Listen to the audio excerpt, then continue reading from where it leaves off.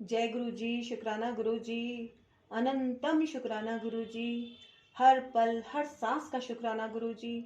गुरुर ब्रह्मा गुरुर्विष्णु गुरुर्देवो महेश्वरा, गुरु साक्षात परब्रह्म तस्मै श्री गुरुवे नमः। जय गुरु जी। और सारी संगत को भी मेरा प्यार भरा जय गुरु जी। संगत जी, स्वागत है आपका गुरु जी ब्लेसिंग कल्याण कित्ता चैनल पर। और आज हम पार्ट 41 लेने जा रहे हैं, है ना। तो इसमें कौन कौन से सत्संग मैं आपके साथ शेयर करने जा रही हूँ वो बता देती हूँ मैं आपको। एक तो श्रीमती प्रोमिला मेहता नोएडा द्वारा कथित है और इनका टाइटल है एक आशीष से गुर्दे का आकार बढ़ा। दूसरा सत्संग है प्रदीप सूद कपूरथला का शोक संतप्त परिवार का उद्धार। तीसरा सत्संग है कृपालु गुरुजी का आश्रय और ये है विंग कमांडर सेवानिवृत्त बी लखनपाल आगरा। और आगे जैसे जैसे गुरुजी की आज्ञा होगी सत्संग घट बढ़ भी सकते हैं, है ना संगत जी। तो ये दिव्य आभा का मैं पाठ करने जा रही हूँ और इसमें एक सत्संग हम आगे ये भी ले लेंगे, बख्शिश से डुगरी गुरुजी का ग्राम। तो स्टार्ट करते हैं हम और गुरुजी से आज्ञा ले लेते हैं। ओम नमः शिवाय शिवजी सदा सहाय, ओम नमः शिवाय गुरुजी सदा सहाय, ओम नमः शिवाय शिवजी सदा सहाय, ओम नमः शिवाय गुरुजी सदा सहाय, ओम नमः शिवाय शिवजी सदा सहाय, ओम नमः शिवाय गुरुजी सदा सहाय। तो स्टार्ट करते हैं गुरुजी आज्ञा। और सारी संगत जी भी एक बार जोर से, मन में ही सही पर जोर से गुरु जी का ध्यान करते हुए जयकारा लगा दे, शुक्राना कर दे। जय गुरु जी, शुक्राना गुरु जी। जितना भी गुरु जी का शुक्राना किया जाए उतना कम है, क्योंकि वो कहते हैं ना कि हमें जो है मेन क्या मिला है, हमारी सांसें मिली हैं, है ना। तो सांसें हैं जीवन में तो ही तो हम जीवित हैं, अदरवाइज तो सांस नहीं तो प्राण गायब, है ना। तो हमें क्या करना चाहिए, हमारी कोशिश रहनी चाहिए हर पल हर सांस में हम गुरु जी का शुक्राना करें, है ना। तो ऑटोमेटिकली सब काम बनते हैं, ऑटोमेटिकली हमारी लाइफ में पॉजिटिव चेंजेस आ जाते हैं। हमें तो सिर्फ सच्चे मन से अपना 100% गुरु जी के चरणों में सरेंडर करना है। चलिए आ गया गुरु जी। एक आशीष से गुर्दे का आकार बढ़ा। दिल्ली के एक प्रसिद्ध चिकित्सालय में शल्य क्रिया करवाने के बाद श्रीमती प्रोमिला मेहता अपने जीवन के लिए जूझ रही थी। वह 1995 से उच्च रक्तचाप से पीड़ित थी। जुलाई 2000 में उनकी गर्भयोच्छेदन गर्भाशय निकालने की क्रिया हुई। चिकित्सकों ने शल्य क्रिया करते हुए उनके उच्च रक्तचाप की उपेक्षा कर दी। शल्य क्रिया के पश्चात उनका रक्तचाप बढ़कर 180-120 हो गया और 2 सप्ताह तक उसी स्तर पर रहा। फलस्वरूप उनके गुर्दे क्षतिग्रस्त हो गए और उसका कोई उपचार नहीं था। उनका क्रिएटिनिन का परिणाम 1.8 पहुंच गया, जो सामान्य मनुष्य के लिए अति उच्च स्तर माना जाता है। प्रोमिला ने स्वस्थ होने के लिए शल्य क्रिया करवाई थी, किंतु उसके पश्चात उनकी जान को बनाई।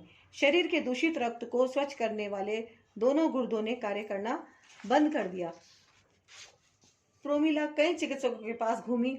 उनका उपचार बंगलौर, दिल्ली के एम्स और नोएडा के कैलाश चिकित्सालयों में हुआ, किंतु कहीं भी लाभ नहीं हुआ। उन्होंने आयुर्वेदिक, होम्योपैथिक और एक्यूपंक्चर पद्धतियों से भी उपचार करवाए, पर सब असफल रहे। चिकित्सकों ने कहा कि गुर्दों का प्रत्यारोपण ही अंतिम समाधान है। समस्या गंभीर होने के 5 वर्ष उपरांत उनकी एक सहकर्मी ने गुरुजी के बारे में बताया। उन्हें अप्रैल 2004 में बताया गया था, किंतु उनको गुरुजी के दर्शन का अवसर 21 जुलाई 2004 को ही मिला। गुरुजी ने उनके आने के लिए संभवतः वही दिन निश्चित किया होगा। उस दिन गुरु पूर्णिमा थी। गुरुजी ने उन्हें एक ताम्र लोटा लाने को कहा, जिसे उन्होंने अभिमंत्रित किया।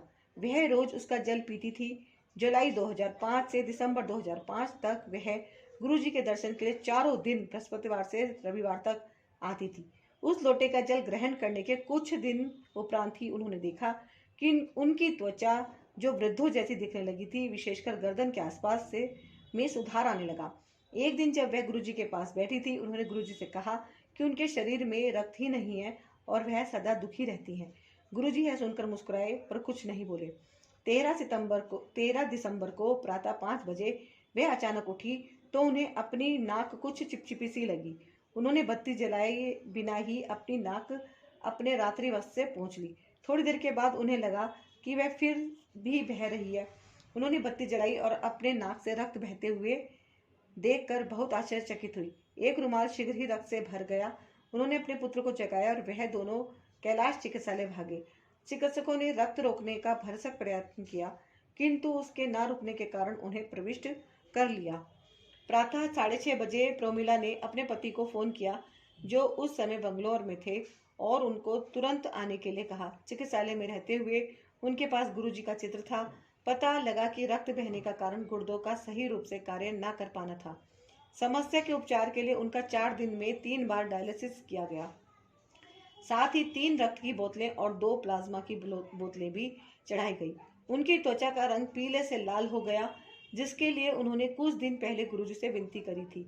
यदि आप गुरुजी से कुछ भी मांगेंगे और वह आपके भले के लिए होगा तो वह आपको मिल जाएगा।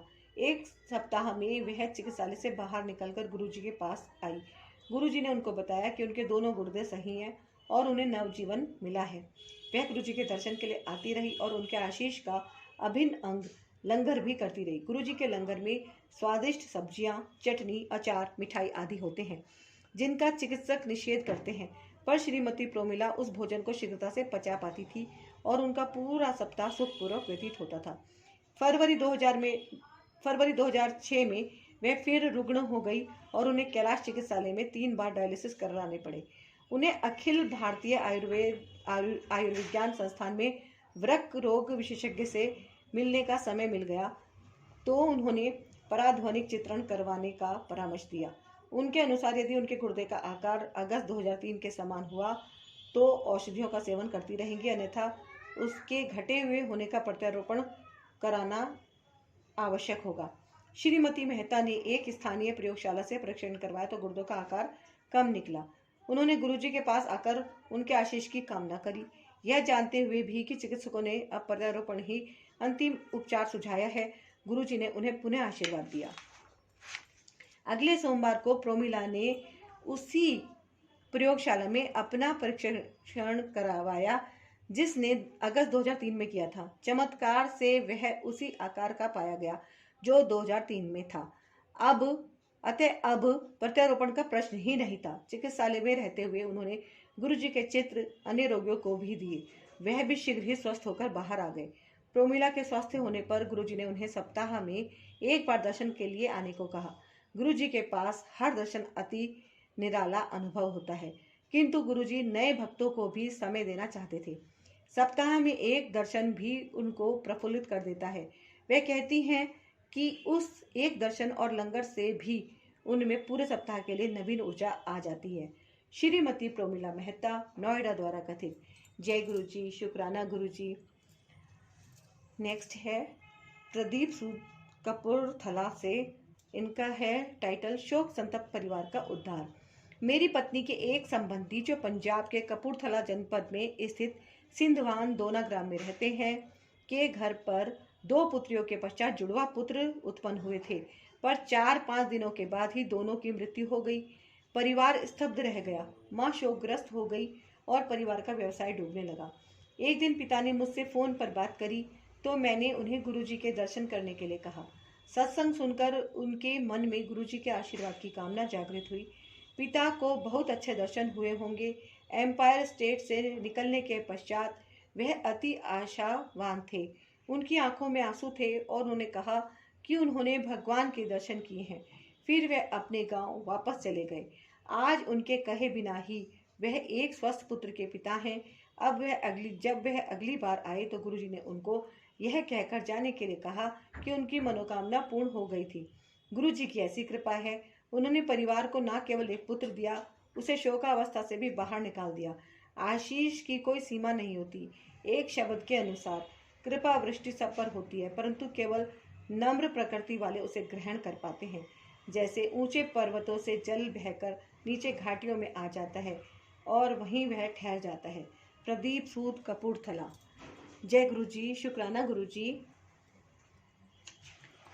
नेक्स्ट है कृपालू गुरु जी का आशय, और ये सत्संग है विंग कमांडर सेवानिवृत्त बी लखनपाल आगरा से। कृपालू गुरु जी का आशय। 20 वर्ष पूर्व जब मैं आगरा स्थित वायुसेना छावनी में विमान चालक था, मेरे वार्षिक चिकित्सा परीक्षणों में चिकित्सकों को मेरे ईसीजी में कुछ प्रतिकूल लक्षण मिले। मेरी बहन के पति ब्रिगेडियर दत्ता उस समय जालंधर में कार्यरत थे। वे अपने परिवार सहित गुरुजी के पास जाया करते थे। मेरी बहन ने गुरुजी के दर्शन करने का आग्रह किया। दर्शन के पश्चात गुरुजी मुझे कमरे में ले गए और मेरे हृदय पर एक चम्मच रखकर बोले, तेरा कल्याण हो गया। जब मैं आगरा लौटा तो पुनः मेरा ईसीजी लिया गया। गुरुजी की कृपा से सब सामान्य आया। अगले दिन मेरी पत्नी जालंधर जा रही थी। मैंने उसे गुरुजी के दर्शन करने के लिए कहा तो उसने अनिच्छा व्यक्त की। जब वह गुरुजी से मिली तो उन्होंने उसे कहा कि आगरा में तो वह उनके पास नहीं आना चाह रही थी। वह आश्चर्यचकित थी। जब वह उनसे चलने की आज्ञा ले रही थी तो उन्होंने कहा कि जम्मू से वह फिर उनके दर्शन के लिए आएगी। मेरी पत्नी ने कहा कि उसकी वहां से सीधे आगरा जाने की योजना है। गुरुजी ने फिर कहा कि आगरा लौटने से पूर्व वह जालंधर होकर जाएगी। जब मेरी पत्नी जम्मू पहुंची तो उसने अपनी मां को हर्पिस, एक त्वचा रोग से पीड़ित पाया जिसका कोई उपचार नहीं है। उसने अपने माता पिता को गुरुजी के बारे में बताया था। उसके पिता ने आग्रह किया कि वह अपनी मां को लेकर गुरुजी के पास जालंधर जाए। अगले दिन मेरी पत्नी पुनः गुरुजी के चरणों में थी, जैसे उन्होंने कहा था। गुरुजी ने मेरी सास को अपना आशीष दिया और कुछ ही दिनों में वह पुनः स्वस्थ हो गई। वायुसेना में होने के कारण मैं अनेक स्थानों पर रहा और अगले 20 वर्षों तक गुरुजी के दर्शन नहीं कर पाया, लेकिन हमारे हृदय में गुरुजी के प्रति सदा आस्था बनी रही। अगस्त 2005 में चिकित्सकों ने बताया कि मेरी पत्नी के दोनों गुर्दे शीघ्र ही काम करना बंद कर देंगे। हमें समझ नहीं आ रहा था कि क्या करें। किसी ने बताया कि गुरुजी अब दिल्ली में हैं। हम में आशा जागृत हुई कि उनकी कृपा से सब ठीक हो जाएगा। अतः 20 वर्षों के पश्चात जब हम गुरुजी के पास पहुंचे तो उन्होंने मुझे मेरे नाम से संबोधित किया। मैं अचंभित था। उन्होंने कहा कि उनको मेरी पत्नी की स्थिति का ज्ञान है और ताम्र लोटा लाने के लिए कहा। अगले दिन जब हम लोटा लेकर पहुंचे तो उन्होंने मेरी पत्नी को आशीर्वाद देते हुए कहा, तेरा कल्याण हो गया। उस दिन से वह स्वस्थ हो रही है। अगस्त 2004 में उसका क्रिएटिनिन की मात्रा 7.2 थी, जो 10 माह में घटकर 5.1 रह गई है। हमें पता है कि यह गुरुजी की कृपा से संभव हो रहा है। मुझे विश्वास है कि हमें सदा उनका आशीर्वाद मिलता रहेगा। विंग कमांडर सेवानिवृत्त बी लखनपाल, आगरा। जय गुरु जी, शुक्राना गुरु जी। हर पल हर सांस का शुक्राना गुरु जी। संगत जी आप भी बोलिए एक बार, जय गुरु जी। और एक सत्संग इसमें आता है, गुरु जी के शब्दों से 12 वर्षों के कष्टों से मुक्ति मिली। और ये सत्संग है बख्शीश सिंह डुगरी, गुरु जी का ग्राम। गुरु जी के शब्दों से 12 वर्षों के कष्टों से मुक्ति। 1996 में डुगरी ग्राम गुरु जी का पैतृक स्थान के श्री बख्शीश सिंह गुरु जी की शरण में आए। उनकी पुत्री का एक कान का पर्दा पिछले 12 वर्षों से क्षतिग्रस्त था। उसे ज्वर के अतिरिक्त गले में खारिश रहती थी और कान से पस भी बहता था। चिकित्सकों, पंडितों, ज्योतिषियों, बाबा और संतों सब मार्ग अपना कर देख लिए थे, पर असफलता ही हाथ लगी थी। अंततः बख्शीश ने गुरुजी से विनती करने का विचार बनाया। गुरुजी उन दिनों पंचकुला में थे। जब बख्शीश अपनी बेटी के साथ वहां पहुंचे तो गुरुजी ध्यान में बैठे थे। एक सेवक ने जब गुरुजी को उनके आगमन का समाचार दिया तो गुरुजी ने उनको अगले सप्ताह आने का निर्देश दिया। बख्शीश निराश अवश्य हुए, क्योंकि उन्हें वहां तक पहुंचने में 4 घंटे लगे थे, पर वह अगले सप्ताह 6 बजे आने का विचार बनाकर लौट गए। अगले सप्ताह जब बख्शीश पहुंचे तो गुरुजी ने उनके आने का कारण पूछा। बख्शीश ने अपनी बेटी की समस्या बताकर गुरुजी से उनकी कृपा के लिए प्रार्थना करी। गुरुजी ने प्रश्न किया कि वह कौन सी कक्षा में पढ़ रही है। व्यथित पिता ने उत्तर दिया कि वह 8वीं कक्षा में है। गुरुजी मुस्कुराकर बोले, कल्याण हो गया, जय ऐश कर। बख्शीश को यह साधारण पर अति शक्तिशाली वचन अस्पष्ट लगे तो वह खड़े रहे। गुरुजी ने पूछा कि क्या उनको कुछ और चाहिए। बख्शीश के यह पहले दर्शन थे। पिता ने हाथ जोड़कर गुरुजी से उनकी बेटी को लंबे समय से चले आ रहे कष्टों से रोग निवृत्त करने की बात दोहराई। गुरुजी के निर्देशानुसार वह संगत में बैठे और उन्होंने प्रसाद और लंगर भी ग्रहण किया।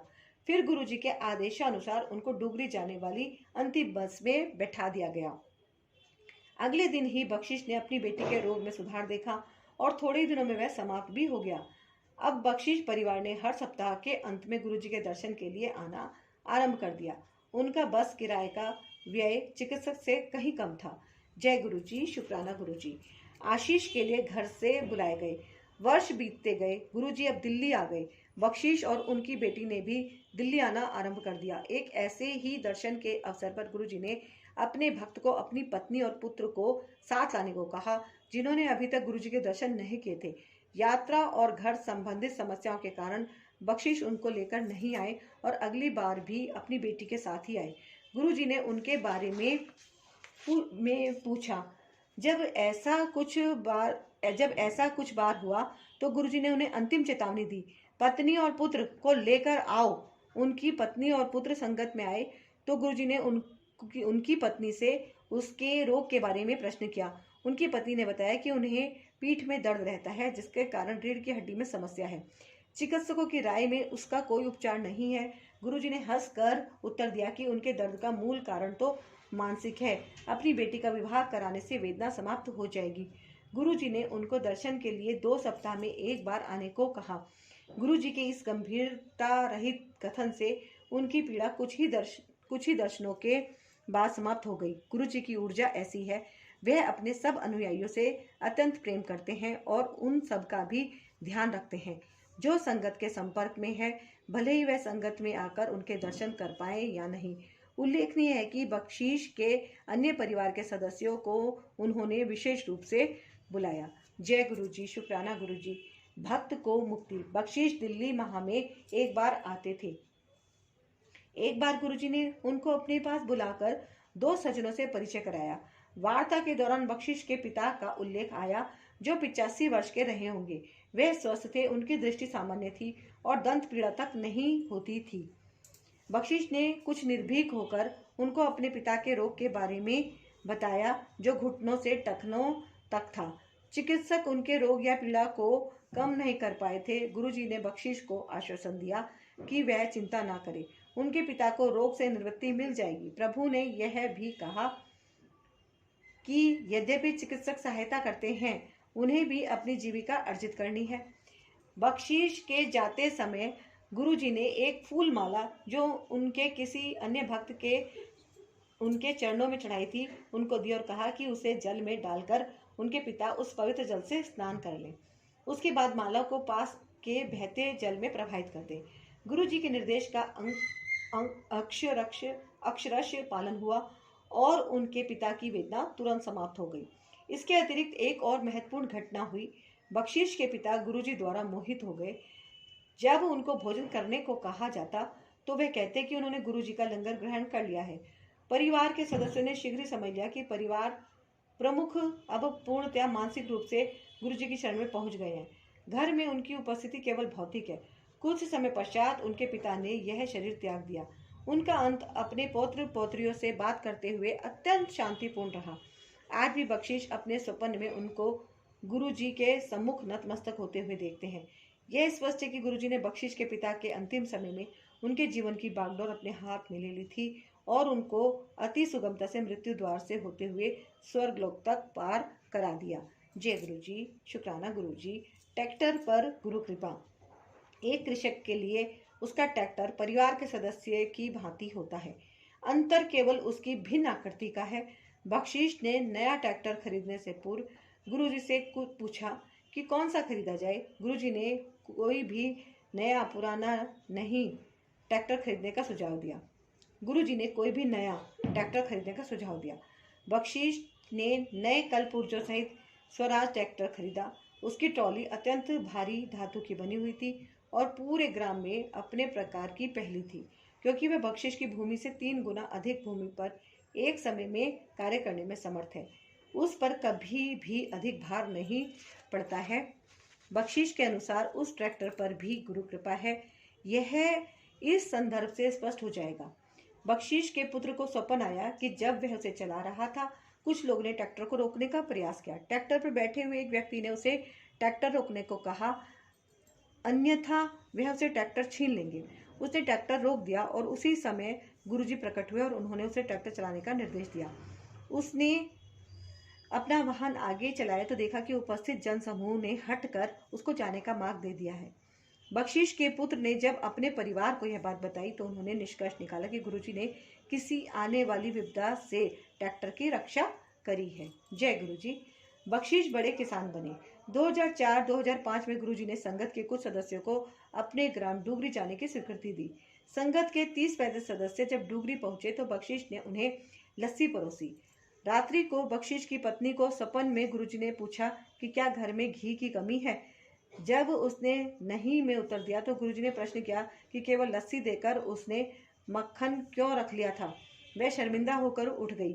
अगले दिन प्रातःकाल उसने यह घटना अपने परिवार के सदस्यों को सुनाई तो उन्होंने अनजाने में करी हुई गलती की पुनरावृत्ति न करने का निश्चय किया। अब मौका मिलने पर वह लस्सी मक्खन के साथ ही देते हैं।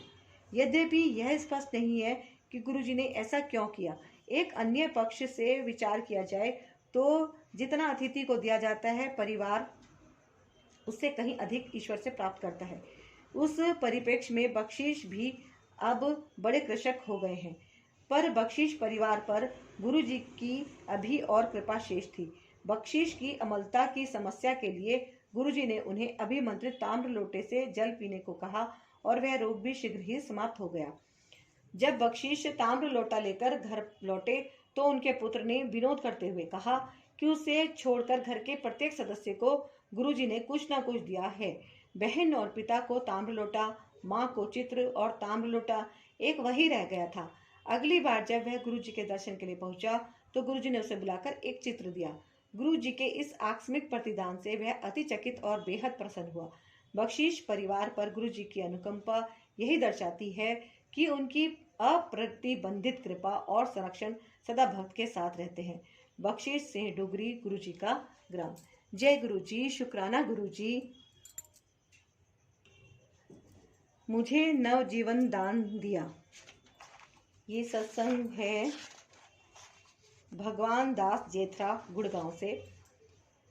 मुझे नवजीवन दान दिया।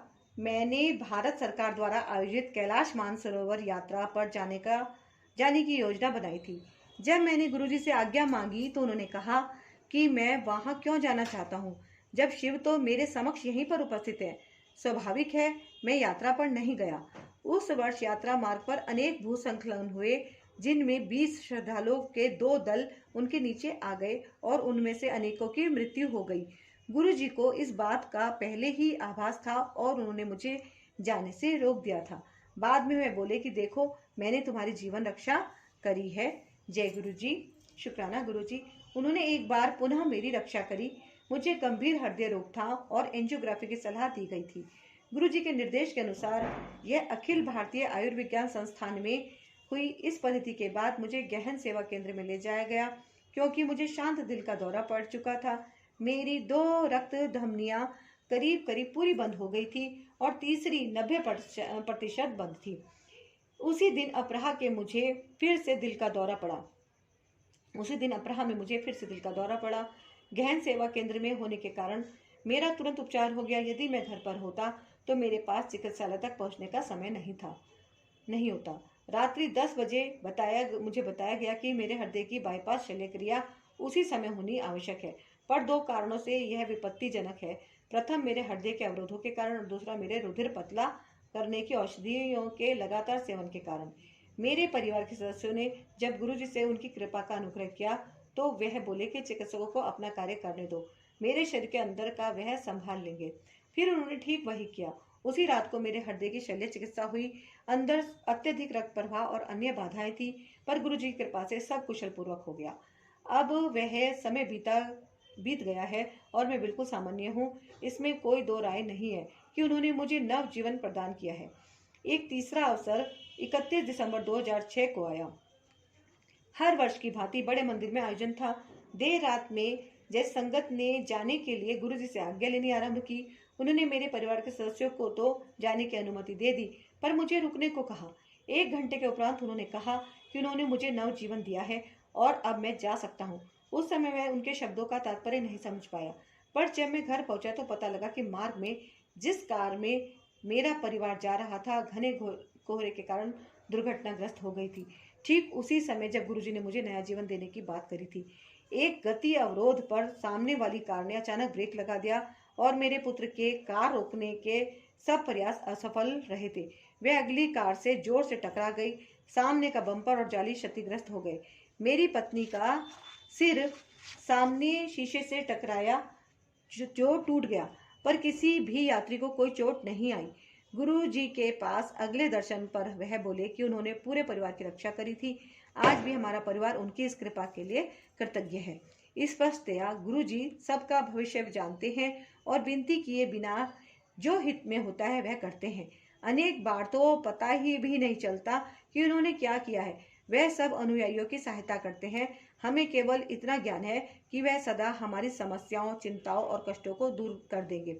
हाँ, हम अपने सब मानसिक तनाव उन पर छोड़ कर शांतिपूर्वक रह सकते हैं। जय गुरु जी। शुक्राना गुरु जी। गुरु जी को मिले बिना उपचार। मेरे ससुर की आयु 90 वर्ष से ऊपर की होगी। वह मनोभ्रंश डिमेंशिया रोग से ग्रस्त थे, जो बड़े लोगों को अक्सर हो जाता है। कभी कभी मेरे ससुर परिवार में किसी को पहचानते नहीं थे, आक्रामक हो जाते थे और मतिभ्रम होकर कल्पना करने लगते थे। उन्हें गुरुजी में विश्वास नहीं था और कभी उनसे मिले भी नहीं थे। गुरुजी ने मेरी पत्नी की प्रार्थना का उत्तर दिया और इस रोग से उनका आधुनिक चिकित्सा विज्ञान में कोई उपचार नहीं है। उनको 90% तक राहत मिल गई। जय गुरु जी। शुक्राना गुरु जी। छोटे पुत्र और मुझे नौकरी मिली। मेरा छोटा पुत्र एक यांत्रिक है और वह पूंजी बाजार में लगा हुआ था। एक बार गुरुजी ने उसे प्रश्न कर उसे नया कार्य करने की सलाह दी। मेरा पुत्र कई दिनों तक नौकरी ढूंढता रहा, पर उसे सफलता नहीं मिली। एक दिन गुरुजी ने पुनः उससे प्रश्न किया और नकारात्मक उत्तर मिलने पर कहा कि उसे 15 दिन में नया कार्य मिल जाएगा। 1 सप्ताह में उसको साक्षात्कार के लिए आमंत्रण आ गया और 13वें दिन उसे नया कार्य मिल गया। 6 वर्ष पूर्व में योजना आयोग से सेवानिवृत्त हुआ था। 6 वर्ष पूर्व मैं योजना आयोग से सेवानिवृत्त हुआ था। उसके बाद मैं कुछ कार्य करना चाहता था, पर मुझे कोई अच्छा कार्य नहीं मिल रहा था। गुरुजी ने कुछ अवसरों पर सुझाव दिया था कि मैं किसी अच्छी संस्था में सलाहकार का काम कर लूं। मैं अच्छे कार्य की खोज में लगा रहा। एक दिन अचानक एक पुराने मित्र मिले जिन्होंने एकदम मुझे मेरी पसंद का कार्य दे दिया। संयोग से यह गुरुजी की महासमाधि के कुछ समय उपरांत हुआ। इससे यही सिद्ध होता है कि गुरुजी अभी भी हमारे साथ है और हमारी सहायता कर रहे हैं। जय गुरु जी। शुक्राना गुरु जी। संसाधन के अभाव में गृह निर्माण। सेवानिवृत्त होते हुए मैं चाणक्यपुरी में सरकारी निवास में रहता था। सेवानिवृत्त होने के बाद मैंने द्वारका में एक छोटे घर में रहने का निर्णय ले लिया था, पर गुरुजी ने मुझे गुड़गांव में एक 500 गज का भूखंड लेकर घर बनाने को कहा। उनसे बार बार निवेदन करने पर उन्होंने 360 गज का छोटा भूखंड लेने को कहा। आर्थिक अथवा शारीरिक रूप से मेरी इतनी सामर्थ्य नहीं थी कि मैं ऐसा कर सकूं, पर जब निर्माण आरंभ हुआ तो मुझे अपनी भूल का पता लगा। गुरुजी की दया निर्माण कार्य में विदित थी। जब भी धन की आवश्यकता पड़ती थी वह मिल जाता था। इस संदर्भ में 2 दृष्टांत पर्याप्त होंगे। सामान्यतः बैंक सेवानिवृत्त लोगों को ऋण देना नहीं चाहते, पर मुझे बैंक के अधिकारी ने स्वयं ऋण देने की बात कही और वह बिना किसी कठिनाई के मिल भी गया। यद्यपि हमारी पैतृक संपत्ति थी, मेरे भाई बहनों में मतभेद था और ऐसा प्रतीत नहीं होता था कि वह कभी मिट पाएंगे। एक दिन जब मैं बड़े मंदिर में था, मेरी बहन ने फोन किया और कहा कि सब मतभेद समाप्त हो गए हैं, एक खरीदार मिल गया है और मुझे पहली किस्त अगले दिन मिल जाएगी। इस प्रकार गुरु जी की कृपा से कभी भी धन की कमी नहीं हुई। रोग से पहले उसका निदान। गुरुजी ने मेरी पत्नी को ताम्र लोटा लाने को कहा। हम चकित रह गए क्योंकि मेरी पत्नी को बढ़ती आयु की समस्याओं, कोलेस्ट्रॉल और यूरिक अम्ल के अन्यथा और कुछ नहीं था, पर हमने गुरुजी के निर्देशों का पालन किया। गुरुजी द्वारा अभिमंत्रित ताम्र लोटे से मेरी पत्नी ने प्रतिदिन जल पीना आरंभ किया। कुछ दिनों बाद ही वह रोगग्रस्त हो गई। परीक्षण से ज्ञात हुआ कि यद्यपि उसके हीमोग्लोबिन में सुधार हुआ था, पर कोलेस्ट्रॉल और यूरिक अम्ल में गिरावट आ गई थी। इतने अच्छे परिणाम तो पिछले 40 वर्ष में कभी नहीं आए थे।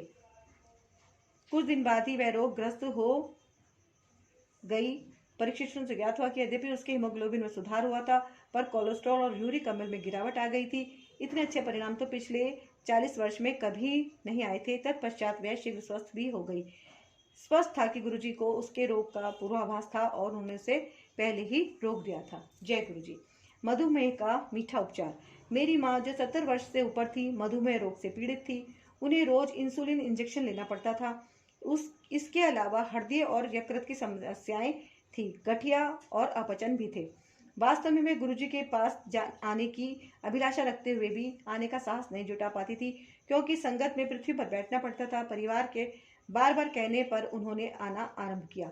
पहले दिन ही गुरुजी ने उनकी मुट्ठी भरकर बर्फी दी। मधुमेह का विचार कर उन्होंने थोड़ा सा खाकर शेष बच्चों के लिए रख ली। इतनी बड़ी सभा में गुरुजी के लिए यह देख पाना संभव नहीं था, पर गुरुजी तो अंतर्यामी है और सब देख सुन सकते हैं। उन्होंने उन्हें बुलाकर पहले से भी अधिक बर्फी देकर संगत में ही समाप्त करने का निर्देश दिया। उन्होंने वैसा ही किया और कुछ दिनों के उपरांत चिकित्सकों ने उनके मधुमेह में आश्चर्यजनक सुधार देखे।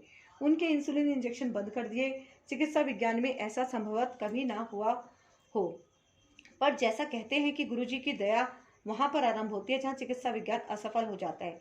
उनके गठिए में भी सुधार आया और ऐसा ही हृदय रोग में भी हुआ। वह अब घंटों अपने पैर मोड़कर बैठ सकती थी। उनके हृदय की औषधियां भी कम कर दी गई। यह सब गुरुजी को उनकी स्थिति बिना बताए हुआ। इसमें कोई संशय नहीं है कि गुरुजी हर स्थान पर हैं। उन्हें बताए बिना उन्हें सबका ज्ञान है और वह सब करने में सक्षम है। वह अपने अनुयायियों के हित में जो भी है वह स्वयं कर देते हैं। भगवान दास जेथरा, गुड़गांव। जय गुरुजी। शुक्राना गुरुजी, कोटि कोटि शुक्राना गुरुजी, हर पल हर सांस का शुक्राना गुरुजी। संगत जी, तो ये थे आज के सत्संग जो दिव्य आभा के पार्ट 41 में आपके साथ मैंने शेयर किए हैं। दिव्य आभा आप सुनते रहिए और लोगों को भी शेयर कीजिए, बाकी संगत को भी शेयर कीजिए। जो संगत नहीं है और जो थोड़ा भी भक्ति भाव रखते हैं, आप उनको भी जरूर शेयर कीजिए, है ना, ताकि वो भी गुरुजी के चरणों में आकर जुड़ सकें, जिससे उनका भी कल्याण हो। तो हमें सबके भले के बारे में सोचना चाहिए और गुरुजी का ब्लेसिंग दिन रात हम सबको लेना चाहिए। तो गुरुजी ब्लेसिंग कल्याण कीर्ता चैनल, इसको अगर आप पहली बार देख रहे हैं और आपने अगर अभी तक सब्सक्राइब नहीं किया है तो प्लीज़ आपसे मैं रिक्वेस्ट करती हूँ, इसको आप सब्सक्राइब जरूर कीजिए, ताकि मैं जब भी कोई वीडियो अपलोड करूँ आपके पास तुरंत नोटिफिकेशन पहुँच जाए। ऑल का बटन भी ज़रूर दबाइएगा और वीडियो को लाइक कीजिएगा, कमेंट कीजिएगा। और मिलती हूँ मैं अब आपसे नेक्स्ट वीडियो में। जो भी कुछ गलती हो गई हो गुरुजी क्षमा कीजिएगा, संगत जी आप भी क्षमा कीजिएगा। और अब जय गुरुजी, आज्ञा।